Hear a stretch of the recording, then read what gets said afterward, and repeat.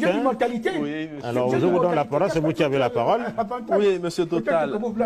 Monsieur Total Bekale, avec tout l'amour que j'ai dans mon cœur, avec tout l'amour que j'ai dans mon cœur pour monsieur Ayong, je me permets de lui dire que s'il meurt, il va aller en enfer. Ah bon? C'est-à-dire même cette espérance de vie éternelle. Vous voyez, Ayong, ne commence pas. Non. Moi, je ne le juge même là, pas. Je suis sérieux. Comment il peut le savoir? Il le savait comment? Moi, je vais vous couper le micro. Monsieur Ayong, vous avez parlé là. Est-ce que c'est monsieur Diemo? Non, moi, j'ai dit que je ne veux pas aller en enfer. Attends, tu le diras. C'est pas dans ma pensée. C'est dans sa tête. C'est pas dans mon cœur. Jonas. C'est tout? Monsieur Ayong, disciplinez-vous. Alors aujourd'hui, c'est la dernière fois que je vous Il m'a dit je vais aller en enfer. Écoutez-moi. Mais alors, tout ce que toi tu dis aux autres. Je ne suis pas Jésus. Et toi? C'est Jésus qui toi, tu es Jésus. Oui, je le suis. Bon, je le suis. Il a dit qu'il est le chemin. Tu as la parole. Ok, d'accord. Je pense que Ayong, vraiment. Monsieur Ayong, il ira en enfer, Ayong. Non, je n'irai jamais en enfer. Ayong ira en enfer. Je suis d'accord avec vous. C'est dans votre tête. C'est pas dans la tête de Jésus ni d'appartenir de Monsieur Ayong, soyez discipliné. Je crois que vous êtes parmi les plus âgés. Vous êtes parmi les plus âgés du plateau. Oh là là là. Mais Ayong, Moussa, discipline un peu ton ami. On ne sait jamais laisser les autres parler. Moi, je ne l'ai pas jugé. Mais ça te regarde, tu pourras réagir tout à l'heure. Allez-y. En fait, monsieur Total. Reprenez, Ayong ira en enfer. Oui. N'ayez pas peur de le dire. Non. C'est une information. Ce n'est même pas un sujet de discussion. Oui. J'informe monsieur Ayong. J'informe monsieur Moussa, qu'ils iront en enfer s'ils n'acceptent pas ce que je suis en train de dire de la part du prophète Kakou Philippe. Maintenant, monsieur Total Bekale, vous savez, l'exercice auquel veut se livrer M. Ayong, ça ne va pas l'arranger parce que je vais le ridiculiser sur ce plateau pour lui montrer qu'il n'a aucune spiritualité. C'est-à-dire, je permets qu'il puisse divaguer dans leur délire en racontant des choses historiques qui ne peuvent rien apporter pour le salut. Mais dès l'instant où vous essayez d'attaquer le message du prophète Kakou Philippe, vous êtes des manipulateurs, c'est tout. Allez-y. Dès l'instant où vous essayez, je vais montrer à la face de tous que niveau spiritualité, c'est 0 sur 10. Monsieur Ayong, tout à l'heure, lorsqu'il parlait, il a dit que comment Dieu va envoyer 2 milliards de personnes en enfer. C'est-à-dire que pour lui, Kakou est faux parce qu'il y a 2 milliards de soi-disant chrétiens qui vont aller en enfer. 0 sur 10. Pourquoi? Parce qu'au temps de Noé, vous ne savez pas, monsieur, soyez respectueux. Allez-y. Au temps de Noé, vous ne savez pas combien de milliards d'hommes il y avait sur la terre. Mais la parole de Dieu dit que tous ceux qui n'étaient pas rentrés dans le bateau de Noé ont été détruits par Dieu. Mais vous ne parlez pas de la nouvelle naissance. Premier point. Kakou Philippe ne parle pas de la nouvelle naissance. Non, Kakou Philippe ne parle pas de la nouvelle naissance. Si vous ne voulez pas... Mais nous sommes dans des débats contradictoires. Non. Ça ne veut pas dire que vous ne laissez pas les autres parler. Kakou Philippe ne parle pas de la nouvelle naissance. Monsieur Ayong, ça ne veut pas dire que vous laissez... la nouvelle naissance. Mais qui est chef plateau ici?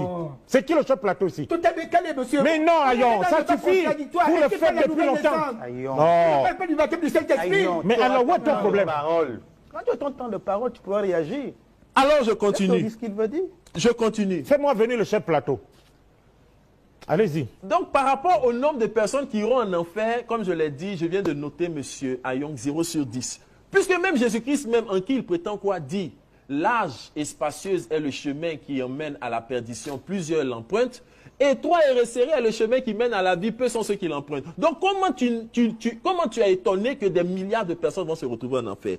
Monsieur Ayong est en train de parler du baptême d'eau.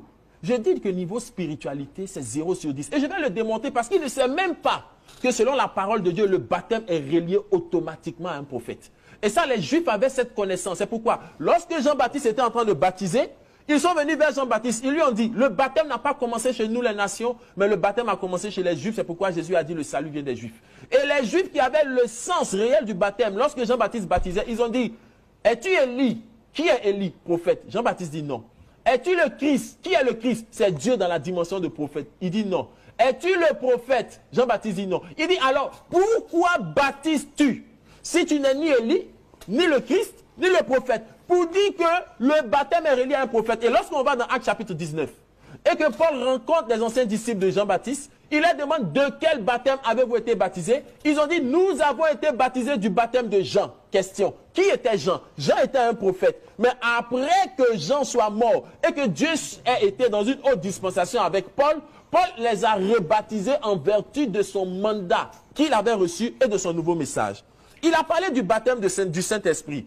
Monsieur Total Bekale, tous les baptêmes du Saint-Esprit qui se font dans les églises évangéliques, en dehors du message du prophète Kakou Philippe, sont des baptêmes de démons et je vais vous démontrer cela par la parole. Oui. Pourquoi?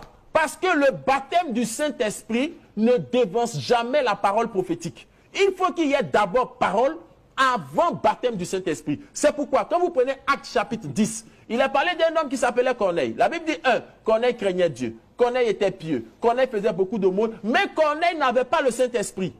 Or, le Saint-Esprit est le gage du salut et de la rédemption selon Éphésiens chapitre 4, verset 30. Mais pour que Corneille puisse avoir le Saint-Esprit, alors un ange va descendre vers Corneille pour lui dire, envoie à Jopé, fais venir Simon-Pierre qui te dira les paroles par lesquelles tu seras sauvé. Donc la piété de Corneille ne lui a pas donné le baptême du Saint-Esprit, mais la parole de Dieu est claire. Lorsque Pierre est venu et que Pierre a commencé à prêcher les paroles que Dieu lui avait données à Corneille, automatiquement le baptême du Saint-Esprit est venu. Et alors Pierre a dit, refusera-t-on le baptême du Saint-Esprit et le baptême d'eau à ceux qui ont reçu le baptême du Saint-Esprit? Donc la prédication, la parole qui va te donner le Saint-Esprit, c'est la parole de celui qui a les clés du royaume des cieux sur la terre. Lorsque ces deux hommes prendront la parole tout à l'heure, qu'ils nous disent aujourd'hui qui est l'homme qui a les clés du royaume des cieux, car Jésus avait les clés lorsqu'il était sur la terre, mais il a dit dans Matthieu 16 à Pierre que je te donnerai les clés du royaume.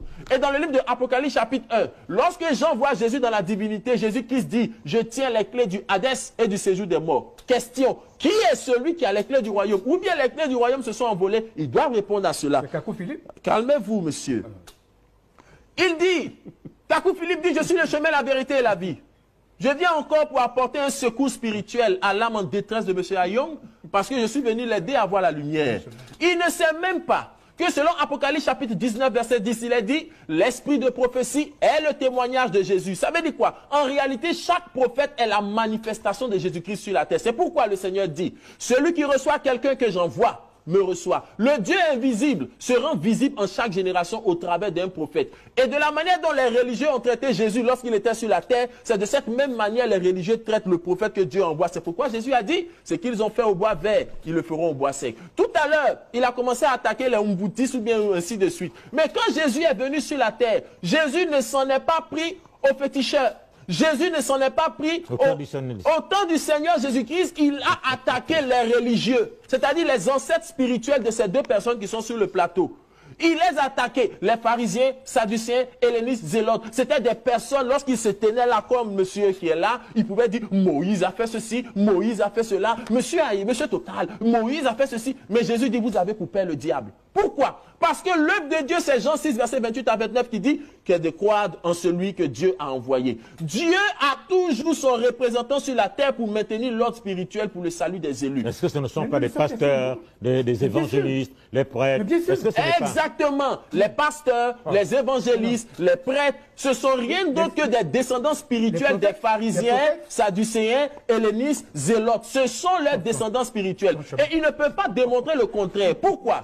Parce que qu'est-ce que les pharisiens faisaient? Les pharisiens n'ont jamais dit que Dieu n'est pas Dieu. Les pharisiens croyaient Jéhovah comme eux croient Jésus. Les pharisiens se réclamaient de Moïse, un prophète mort qu'ils n'ont pas connu, comme eux se réclament de Jésus, un prophète ou bien un homme qui a vécu sur la terre, que eux n'ont pas connu.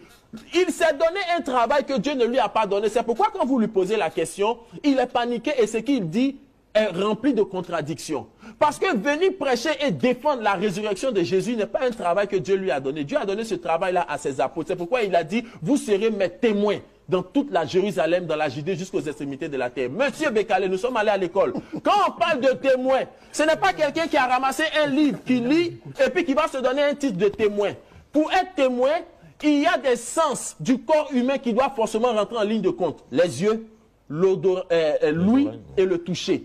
Alors, c'est pourquoi il a dit, vous recevrez le Saint-Esprit et vous serez mes témoins. Nous sommes présentement sur ce plateau ici. Si quelque chose se passe dans la maison de ce pasteur-là, actuellement, pendant que nous sommes sur le plateau, et qu'il arrive à la maison dans la soirée, et on lui raconte les faits qui se sont passés pendant qu'il était ici, lorsque la police viendra le lendemain pour dire les témoins approcher, est-ce qu'il peut approcher? Non. Il ne peut pas approcher. Et s'il a lu l'histoire qui s'est passée en son absence, est-ce que ça fait de lui un témoin? Non. Et c'est ce que vous êtes en train de faire. La bêtise spirituelle manifestée dans le christianisme. Des gens qui viennent là, qui prennent un livre qui date de 2000 ans. Ils n'ont pas vécu au temps de Jésus. Ils n'ont pas vécu au temps de Paul, au temps de Moïse. Ils lisent et ils se disent, je suis témoin. Tu es témoin de qui? Tu as été témoin de qui? De Jésus en quelle année? Pierre a vu Jésus. Et Jean dit, ce que nous avons vu et entendu et touché, nous vous l'annonçons afin que vous aussi vous ayez part avec nous. Il faut que vous soyez témoins du prophète vivant de votre génération. Pierre, Jacques et Jean étaient témoins de Jésus-Christ lorsque Dieu accomplissait Ésaïe 61, verset 1 à 2. Timothée, Tite, Philémon étaient témoins de Paul quand Dieu accomplissait Ésaïe 49, verset 6.